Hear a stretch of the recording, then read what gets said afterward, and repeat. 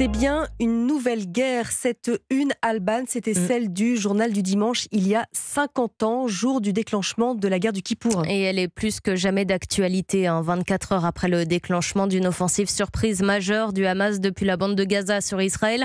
Les images font froid dans le dos, plus de 5000 tirs de roquettes, des civils pris en otage, des centaines de morts, des milliers de blessés de part et d'autre. Ariane Ménage, bonjour. Bonjour.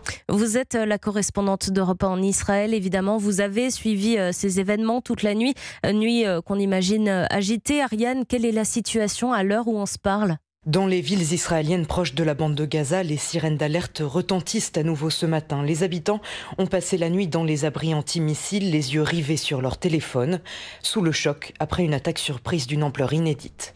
Dans plusieurs de ces villages, des combats continuent. L'armée israélienne intervient péniblement, maison par maison, pour y déloger des militants armés palestiniens. La région a été déclarée zone militaire fermée. Des dizaines d'otages civils et des soldats ont eux été capturés, emmenés vers la bande de Gaza. Pour Israël, c'est le pire scénario envisageable. Le Premier ministre promet une réponse sévère. L'armée israélienne s'apprête à utiliser toute sa puissance pour détruire les capacités du Hamas. Nous les frapperons jusqu'au bout et nous vengerons par la force cette journée noire qu'ils ont infligée à Israël et à son peuple. Au cours de la nuit, l'armée israélienne poursuit ses frappes à Gaza, contredit-elle des positions du Hamas.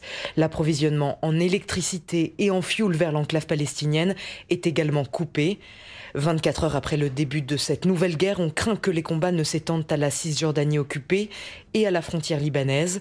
L'armée israélienne a d'ailleurs massé des troupes au nord de l'État hébreu. Ce matin, son artillerie a répondu à des coups de feu et des tirs de mortier venus du Liban. Ariane Ménage, correspondante d'Europe 1 en Israël.